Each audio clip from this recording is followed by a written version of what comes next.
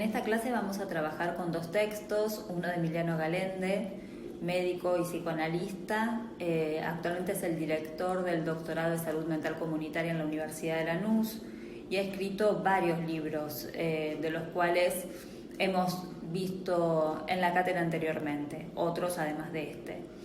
Y por otro lado Byung-Chul Han, que es un filósofo coreano, que también tiene muchos libros publicados y les diría con muchísima divulgación en todo el mundo. Vamos a arrancar primero con Galende, ¿sí? Galende intenta en este libro arribar hacia criterios más unificados sobre los fundamentos epistemológicos y metodológicos en los cuales se basan los criterios y principios que orientan las prácticas en salud mental. Esto es porque lo que va a plantear es que desde sus inicios en nuestro país, en la década del 50, las propuestas de salud mental cambiaron. Y esto es porque también ha cambiado la vida social. Cobró mucha fuerza la globalización de la economía, el mercado y el consumo como valores supremos. Y todos estos cambios han tenido un efecto en la cultura y en nuestras vidas. Entonces, tratar de establecer los fundamentos de salud mental, para él suponía dos propósitos. Digo suponía porque esto él lo escribe antes de la sanción de la ley.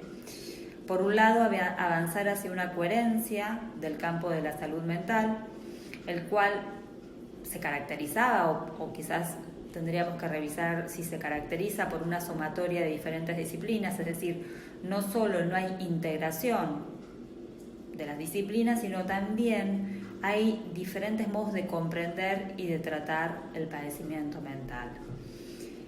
Y por otro lado, fundar el lugar y la función social de este campo, y quiénes son los profesionales habilitados para trabajar allí. En realidad lo que se pretende delimitar es si los síntomas subjetivos son considerados o son entendidos como enfermedades, entonces deberían ser atendidos por psiquiatras o neurólogos o por equipos interdisciplinarios con intervenciones psicosociales y con la participación de la familia y la comunidad, es decir, comprender que los sufrimientos mentales del sujeto deben abordarse en el conjunto de sus relaciones familiares, comunitarias y sociales. Lo cual también es un punto interesante para analizar hoy, ¿no? Después de sancionada la ley, en el sentido de poder revisar cuánto se ha modificado el dominio de las prácticas en salud mental y quién tiene realmente legitimidad para trabajar en el campo, ¿no? Galende parte del supuesto, o más que del supuesto, de la convicción de que la psiquiatría ignora el conflicto que expresa el síntoma, entonces lo que se propone es suprimirlo a través de algún medicamento. En contraposición, en el campo de la salud mental se sostiene una ética que considera al sujeto del sufrimiento, a su historia, su experiencia y toda su existencia. Entonces, lo que se le propone al sujeto es una comprensión conjunta de este malestar y obviamente su participación en este proceso. Ahora, lo que Galende va a plantear es que hay rasgos de esta cultura o de esta nueva cultura que están presentes en las manifestaciones subjetivas, pero también estos valores que enunciamos respecto de las propuestas de salud mental se encuentran acorralados por el avance del mercado. Y cuando hablamos del mercado, él se va a referir al consumo de los psicofármacos. Es decir, hay un encuentro entre los nuevos rasgos culturales y la oferta de solución del mercado para estos síntomas que produce la cultura y que produce el malestar. Entonces, el fundamento de este libro sería mostrar cómo la producción de nuevos fármacos y su utilización por los psiquiatras para intervenir en las manifestaciones de los trastornos psíquicos, en algún punto lo que determina es una regresión a la antigua psiquiatría, es decir, a los antiguos criterios del positivismo médico. Por ello es interesante, ¿sí?, revisar un poco cuáles han sido las maneras que ha habido de concebir los problemas mentales, ¿no? Cómo se abordaron, quiénes los trataron, Quizás justamente estos eran los interrogantes que se hacía Galende. Pero también problematizar por qué sigue permaneciendo en los imaginarios la idea de padecimiento subjetivo como enfermedad mental, incluso cuando hay tanta literatura y tantos cuestionamientos que ha tenido esta concepción. Por eso es interesante hacer un análisis crítico histórico, ¿sí? De los modos históricos de producción de estas ideas.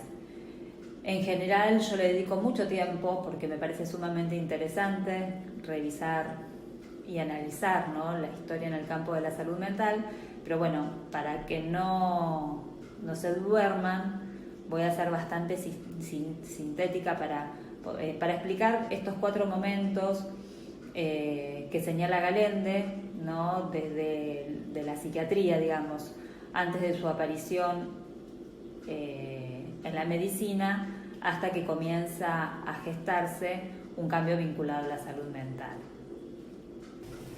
El primer momento es anterior a la Revolución Francesa y se denomina momento político-cultural. En este periodo, digamos, el padecimiento mental no estaba asociado al encierro, pero sí separada de la vida social. Y por otro lado, no había una disciplina que la tratara, sino que era abordada desde concepciones míticas y religiosas. El segundo momento comienza después de la Revolución Francesa y Galende lo llama médico positivista. Si bien hay muchas cuestiones para resaltar de este periodo, como para señalar algunas como más importantes, podríamos decir que se sientan las bases de la medicina mental y el tratamiento moral de los enfermos, ¿sí? Aparece el aislamiento, y algo bastante importante de este periodo tiene que ver con el pasaje de la hegemonía que tenía la Iglesia en esta relación de existencia, y que va a aparecer el Estado, ¿sí? Pero acá también hay algo importante para señalar. Aparece el Estado, pero más bien para proteger a la sociedad de aquellos sujetos que eran considerados enfermos, peligrosos, locos. Por otro lado, en este periodo también se desarrollan los fundamentos médicos de la psiquiatría, es decir, surge la clínica psiquiátrica.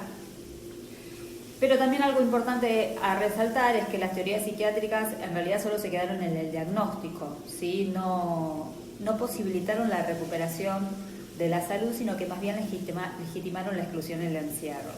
Por eso Galende lo que va a decir es que más que una práctica fue una política, ¿no? Una política que terminó legitimando el poder de los técnicos sobre aquellos sujetos considerados enfermos. El tercer momento se ubica en la primera mitad del siglo XX y está caracterizado por las fuertes críticas a la psiquiatría positivista. Este momento se denomina momento de la influencia de la psicopatología. Y básicamente en este periodo lo que se cuestiona es se cuestiona el manicomio como dispositivo de encierro y de control, y sobre todo también las prácticas o tratamientos que allí se realizaban. Pensemos en los tratamientos físicos, el electroshock, los quirúrgicos, la lobotomía, los tratamientos químicos, como también la violentación, el aislamiento y el encierro. En este periodo es donde en distintos países del mundo comienzan a haber movimientos como la antipsiquiatría, ¿no?, o de desinstitucionalización. Y también comienza a entenderse el padecimiento mental como resultante de múltiples factores. Por eso algo importante que comienza a suceder y que empieza a generar un giro hacia la salud mental es que se empiezan a incorporar otros profesionales en las instituciones, si bien las prácticas siguen siendo las mismas, ¿no? También los psicofármacos permitieron atenuar algunos tratamientos, como también el encierro, y algo importante también de este periodo es que comienza a tener lugar la psicoterapia. El último momento es el de la salud mental, ubicado cronológicamente a partir de los años 50 del siglo pasado. Este periodo obviamente se caracteriza por los procesos de reforma y desinstitucionalización respondiendo a las recomendaciones de diferentes organismos internacionales. Comienzan a instalarse nuevas políticas dirigidas a la salud mental, comienza a haber un cambio en el lenguaje, ya no se habla de enfermedad en términos médicos, y también se reconoce, ¿sí?, que el manicomio como institución o como dispositivo es un tema político y social y que es necesario la apertura hacia otras disciplinas. Por eso son 3 los ejes que van a sustentar la reforma. Por un lado, una propuesta sanitaria, es decir, salir de los hospitales psiquiátricos y crear otros servicios de atención, ¿sí?, sustituir estos dispositivos. Por otro lado, una propuesta técnica y pragmática, estrategias que estén vinculadas con la comunidad y con una distribución territorial de los servicios, para, obviamente, apuntando siempre al cierre progresivo de los hospitales psiquiátricos. Y en tercer lugar, esta propuesta crítica y antipsiquiátrica que tiene que ver obviamente con esto, ¿no?, con el cierre de los hospitales psiquiátricos. Todas estas líneas responden a todos estos movimientos antipsiquiátricos que se venían realizando básicamente en Francia, en Italia y en Estados Unidos. Bien, después podemos decir que luego de la conferencia de Alma-Ata, que reúne a muchísimos representantes de diferentes países, se plantea que el problema de la salud mental excede al campo de la medicina y que es un tema político y social. ¿Qué sucedió en nuestro país a partir de esta reforma? Por un lado, es importante señalar la resistencia de los profesionales, principalmente psiquiatras, pero también sí hubo muchas resistencias de profesionales de otras disciplinas, como también del personal que trabajaba en estas organizaciones. Pensemos lo que significaba, ¿no?, que cierren sus lugares de trabajo, más allá de que esta reforma no apuntaba a cerrar, o sea, sí a cerrar los psiquiátricos, pero que las personas fueran a trabajar a estos servicios o nuevos dispositivos de salud mental. Lo que pasa es que si uno lo analiza desde el punto de vista institucional, implicaba obviamente todo un cambio vinculado al poder, a una nueva práctica, a un posicionamiento diferente, y no tenemos también que dejar de ver estas resistencias vinculadas a los intereses de diferentes sectores, ¿no? Pensemos que esta reforma se orientaba al cierre de los psiquiátricos y a la descentralización de los servicios de salud mental, algo que hasta el día de hoy no se ha logrado. Sí, de todas maneras es muy importante señalar que el cierre de estos dispositivos, además de recortar el poder de los psiquiatras en torno a la decisión de la internación, resguardaba el derecho de las personas y lo que también promulga hoy la ley, que es poder incluir la participación del sujeto, su familia y la comunidad en los cuidados de salud mental. Algo también que sucede como positivo es la incorporación de otros profesionales, ¿sí?, en el acompañamiento y abordaje con personas con padecimiento mental. Y esto lo que posibilitó es, por un lado, que haya una mayor comunicación con la familia, también posibilitó una comprensión más amplia de su sufrimiento, y esto también posibilitó una intervención más integral. También se trabajó sobre el estigma que acompaña a quien tiene un padecimiento mental, ¿no?, planteando entonces como fundamental la integración comunitaria, ¿no?, la posibilidad de construir lazo social con el otro. Y en este sentido, sí, la comunidad es un escenario prioritario, porque lo que se requiere es que los servicios de salud mental no aíslen al sujeto, ni de su familia ni de su grupo social.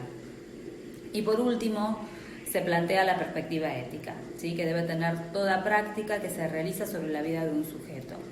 El respeto de sus derechos, ¿sí? La relación terapéutica es ética porque implica el reconocimiento de ese otro como semejante, en donde a partir de la relación que se establece se puede conocer algo de su sufrimiento y también comprender, ¿no? Lo que le está sucediendo, o las dimensiones de este sufrimiento. Que haya una coherencia entre que lo que decimos y hacemos. Esto también tiene que ver con la ética, ¿no? Es decir, una coherencia entre lo que pensamos y decimos y finalmente lo que hacemos en esa relación que tenemos con ese otro. Pensar en un programa de salud mental, entonces, implica considerar no solo una nueva manera de comprender el sufrimiento mental, sino que se trata también de una nueva definición de su objeto y con él el conjunto de prácticas de intervención. Desde la salud mental, dijimos, esto ya lo dijimos, pero es importante remarcarlo, ¿no? Se busca comprender el sufrimiento del sujeto en la totalidad de su persona. Y esto necesariamente tiene que incluir otras disciplinas, otras teorías, otros profesionales, como también nuevas prácticas, ¿sí? Valorando cada caso en particular y todo esto siempre con la participación del sujeto, la familia y, si es posible, la comunidad. Por esto era fundamental diseñar servicios de atención de acuerdo a esta perspectiva de comprensión de los problemas. De alguna manera esta reforma o este programa de salud mental se planteaba trabajar en estos niveles, ¿no? Tratando de promover la desarticulación de los hospitales psiquiátricos, el desarrollo de sistemas alternativos de atención, la formación de equipos de atención en salud mental, que se generen programas que estén vinculados o que sean un servicio para la comunidad, que puedan tener esta articulación intersectorial e interinstitucional y que puedan estar coordinados centralmente. Obviamente, considerando las particularidades de cada situación o pensando intervenciones situadas. Todas estas acciones dijimos que requieren de decisiones políticas, ¿sí? En donde necesariamente también deben intervenir los distintos ministerios, ¿no? El de vivienda, el de trabajo, educación, obviamente el de salud, el de desarrollo social, porque se deben contar con los recursos que implica, ¿sí?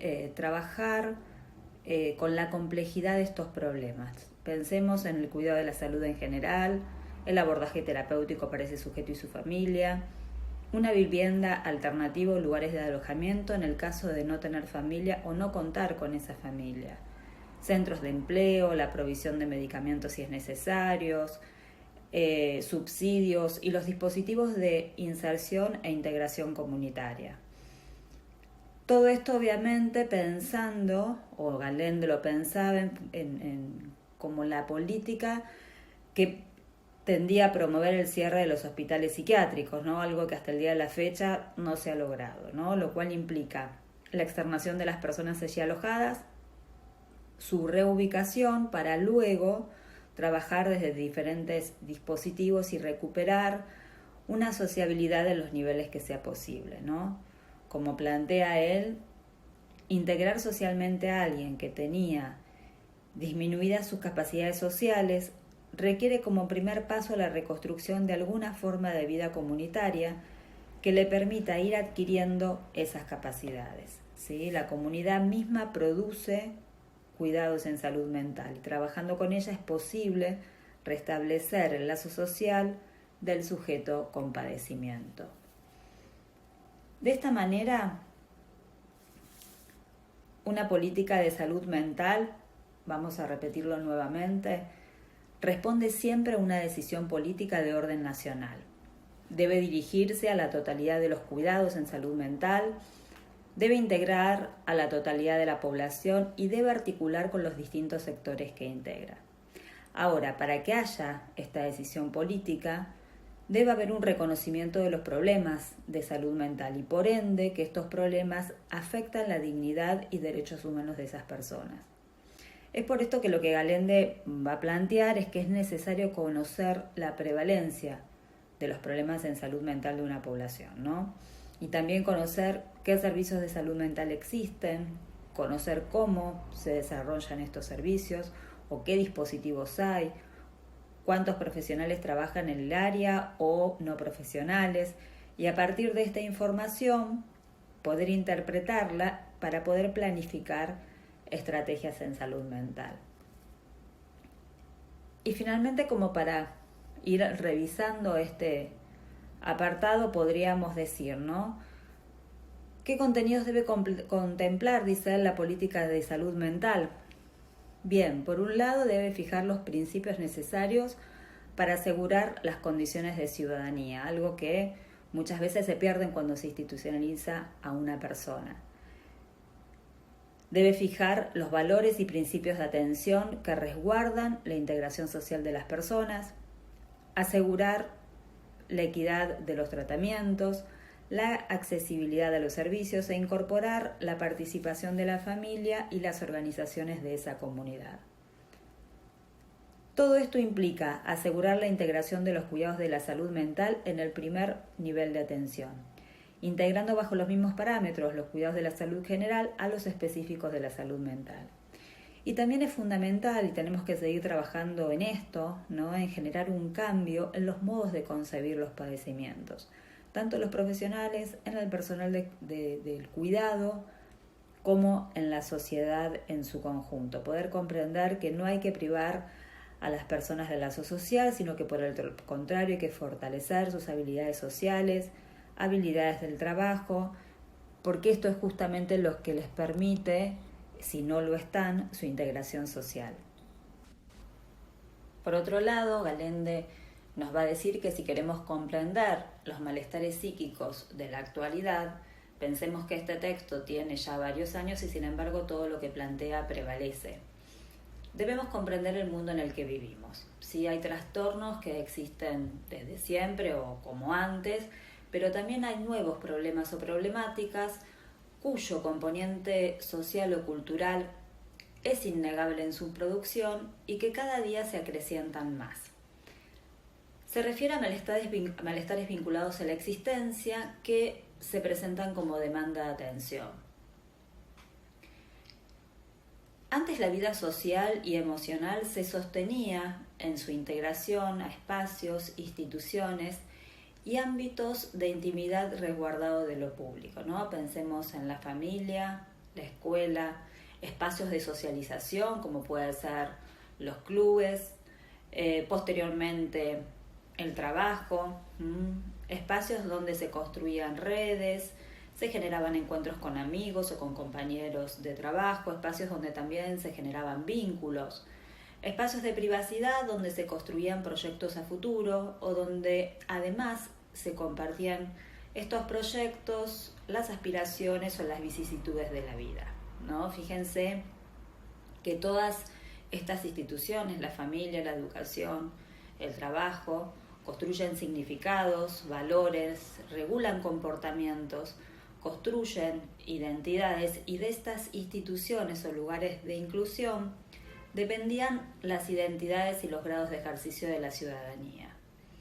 La modernidad, según Gallende, nos condujo a un horizonte incierto, y de hecho así es como se llama uno de sus libros. En la actualidad, por eso, si queremos comprender los nuevos malestares psíquicos y su expresión actual, tenemos que poder analizar la cultura en la que estamos inmersos, que ha generado, ¿sí?, malestares vinculados a la existencia y que justamente, como decíamos recién, son las demandas en el campo de la salud mental y que también modifican las prácticas en el campo.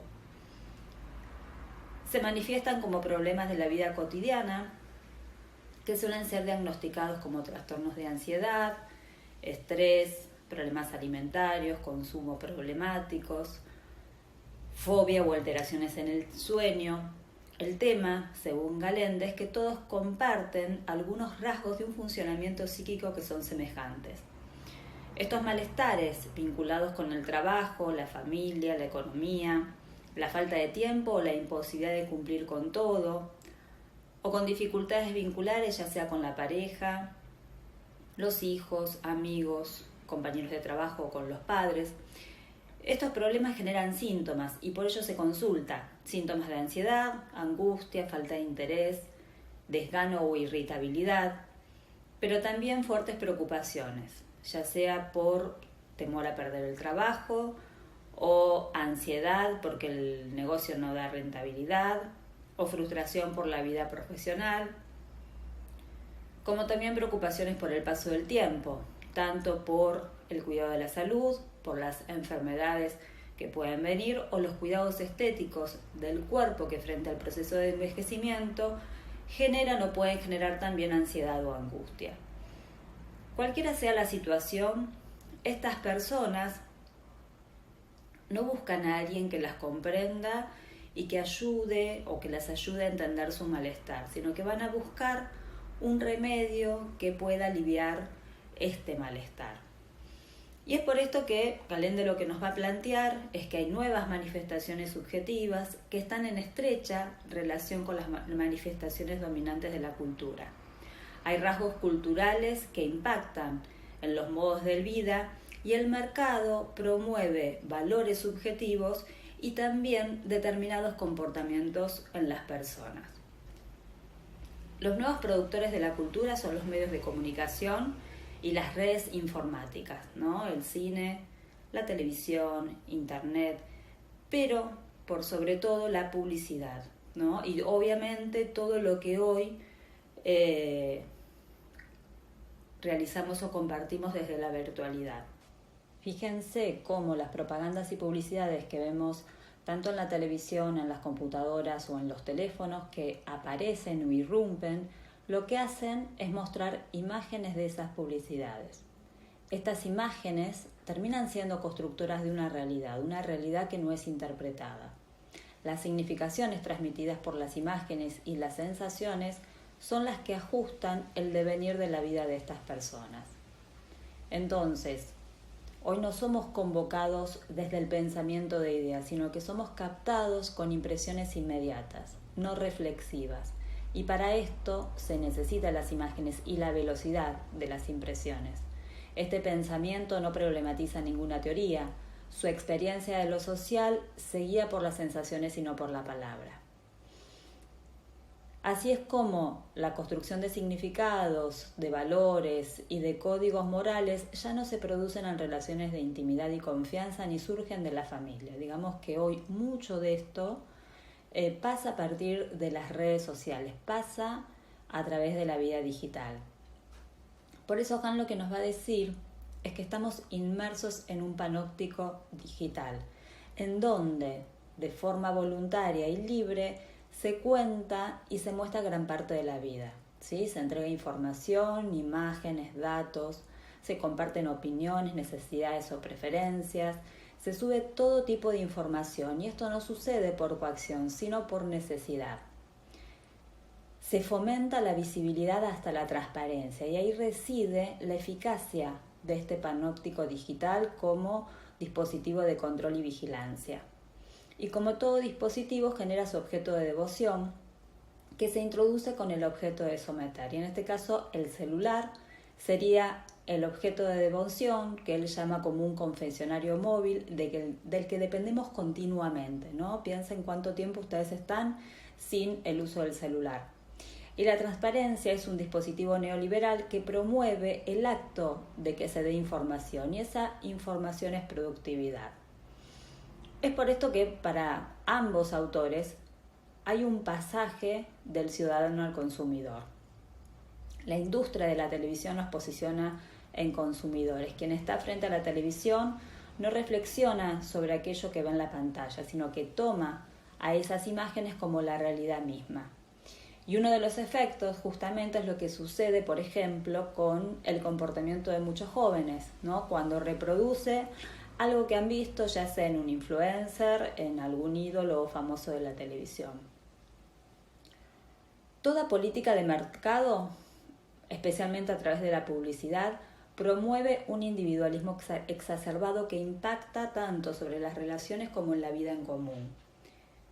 Esta política de mercado rompe el valor de una ética coherente con la historia personal, solidaria con la comunidad y la familia, y necesita sujetos consumidores. Constituye una verdadera política de mercado, a través de la cual se trata de conducir la conducta de los individuos en donde no solo es una política de dominación sobre el sujeto consumidor para poder aplicar los objetivos del mercado, sino que se trata de construir un modo de ser de estos individuos para determinar sus comportamientos. Por eso dice Han, vamos a una psicopolítica digital, que es lo que permite intervenir en nuestro pensamiento. Y por eso Han va a referir a esta crisis de libertad, ¿no? Porque sostiene que en realidad tenemos la creencia de que no estamos sometidos, de que somos libres, que nos planteamos proyectos personales, que nos hemos liberado de coacciones externas, pero que en realidad vivimos sometidos a coerciones internas, ¿no? Que limitan nuestra libertad. Y por eso él va a hablar del sujeto del rendimiento, ¿no? Porque el rendimiento es una de las coerciones que nos imponemos. Y en segundo lugar, la optimización de todas las cosas que hacemos. La libertad del poder hacer genera más coacciones que el poder disciplinario o el deber hacer, porque justamente el poder hacer no tiene límites. Y por eso la libertad es paradójica, ¿no? Porque genera coacciones. El sujeto del rendimiento se cree libre, pero en realidad es un esclavo de sí mismo. ¿Por qué? Porque en la medida en que sin ningún amo se explota a sí mismo de manera voluntaria. No tiene alguien que lo explota, pero sin embargo trabaja todo el día. Entonces es una explotación muy eficiente la que genera este sistema porque es voluntaria. Esto indudablemente tiene una consecuencia, ¿no? Aparecen manifestaciones subjetivas de esta situación, como el estrés, la depresión, yo diría el padecimiento, otros dirían el burnout, que son la expresión de una profunda crisis de libertad. Y justamente el neoliberalismo se presenta como un sistema muy eficiente para explotar la libertad. Ahora bien, una nueva subjetividad acompaña a estas transformaciones, ¿no? Las relaciones que habitualmente caracterizaban lo familiar, los sentimientos de apego hacia la familia, los amigos, compañeros de trabajo, son desplazados por relaciones más rápidas sostenidas por el interés y la necesidad personal. Por eso, un empresario de sí mismo no va a establecer relaciones con otros sin fin alguno. Y en esto en algún punto la tecnología tiene que ver, ¿no? Porque la incorporación de la tecnología ha suprimido actividades que implicaban la presencia con un otro u otra y el diálogo con otros. Más allá de que hoy estamos en un contexto particular, la virtualidad ha reemplazado funciones que antes sosteníamos desde la vida cotidiana, ¿no? Es decir, ya estaba esta tendencia de estar conectado a través del teléfono, la computadora, la tablet, ya era una forma de relación, ¿no? Esto de estar en lugares donde no hay relación, o estos llamados no lugares, ¿no? Lugares caracterizados por el anonimato, ¿no? Estos grandes supermercados, shoppings, estas tiendas donde incluso compramos sin interacción alguna, ¿no? Y ni hablar de hoy el delivery que genera que uno compre lo que necesita sin salir de su casa. Entonces, esta nueva cultura nos va haciendo cada vez más solitarios y el costo de la soledad es el vacío interior.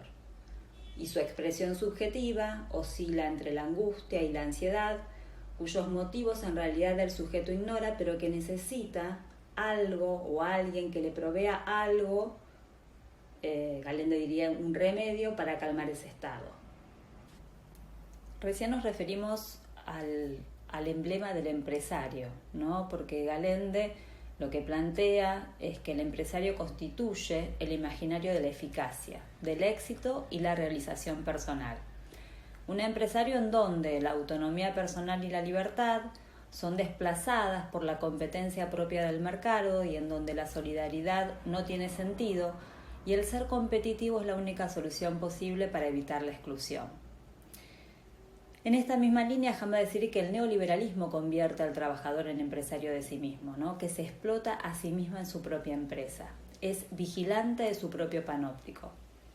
Entonces, quien fracasa en esta sociedad se hace responsable a sí mismo en lugar de poner en duda el sistema o a la sociedad.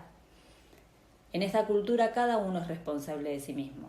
De la misma manera que planteaba Bauman, el fracaso es un problema personal, entonces asumimos las consecuencias de este fracaso con padecimiento, malestar o agresión, pero que es para con uno mismo. De esta manera, el incremento del individualismo, las nuevas formas que asume el trabajo, la exigencia de mantenerse joven y en forma, el incremento de la competencia, el incremento de la violencia, son algunos de los rasgos que comparten las personas de esta cultura junto a la amenaza a la exclusión. Y uno de los rasgos también es la apertura del ámbito privado. Hoy se muestran muchos aspectos de la vida íntima de las personas y aspectos que convocan al consumo. Por otra parte, gran parte de la vida de las personas son gestionadas por expertos o corporaciones que generan nuevas necesidades, ¿no? ¿A qué nos referimos con esto? A la educación de los hijos, el vínculo con la pareja o la relación con las demás personas, la comida, el ejercicio físico, el cuidado del cuerpo. Es decir, se abrió la vida de aspectos privados a este ámbito de expertos y necesidades de consumo, desarrollándose una subjetividad más ligada a la producción de sentidos y valores sobre el cuerpo. Esta apertura del ámbito privado y de la vida íntima hacia los expertos y el consumo resulta clave, no solo para el incremento del consumo, sino para la reproducción ampliada de la subjetividad capaz de sostener y desarrollar estos valores en la sociedad. Quienes ingresan en este escenario del consumo desarrollan vidas con poca interacción social. Y por ello los expertos, el consumo, las drogas y los psicofármacos suplantan en algún modo la necesidad de contar con otros. La subjetividad del consumidor vincula su lugar social y su identidad a los objetos que logra adquirir. Atrae sobre sí mismo gran parte de los rasgos de esta cultura. El individualismo, el aislamiento del conjunto, ser competitivo, emprendedor y capaz de afirmar su lugar e identidad social prescindiendo de toda consideración al otro. El contexto social es el de la fragmentación, junto a las contradicciones que resguardan la identidad propia y en donde se es indiferente al diferente. Y esto modifica los procesos identificatorios, ¿no? Y obviamente tiene su correlato en las identidades de esta nueva cultura. Las nuevas identidades son frágiles, en donde la fragmentación es su carácter dominante, ¿no? Pensemos que las identidades se construyen en la relación con los otros, en la continuidad de los vínculos que se establecen y en la permanencia de los espacios que se habitan.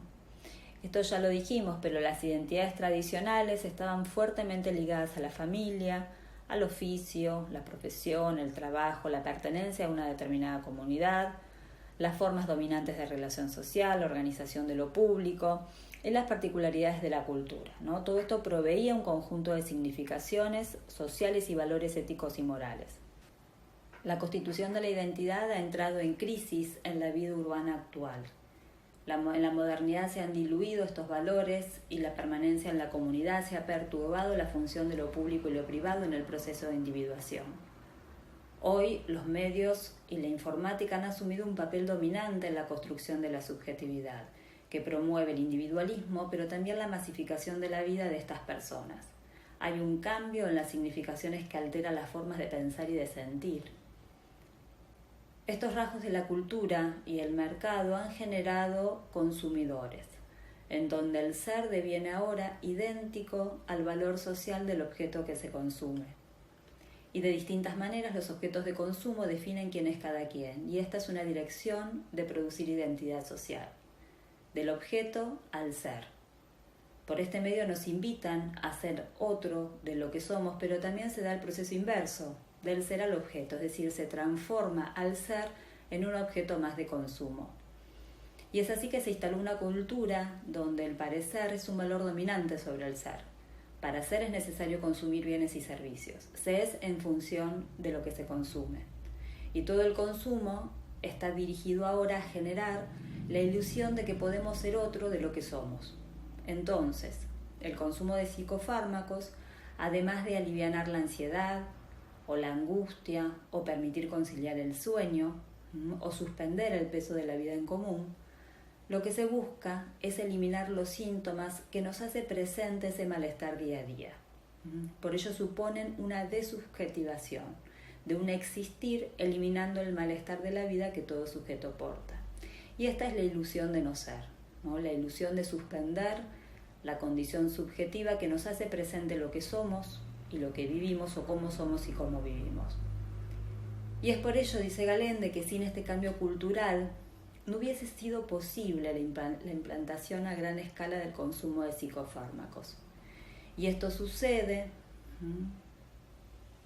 porque la vida en estas condiciones necesita fortaleza psíquica para asumir ciertos riesgos, ¿no?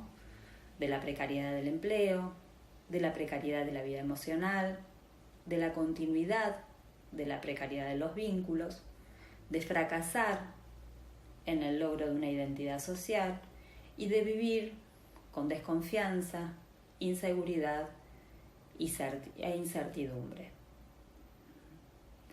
Bien, con esto finalizamos la clase de hoy y los saludo a todos y todas y nos encontraremos en el próximo encuentro.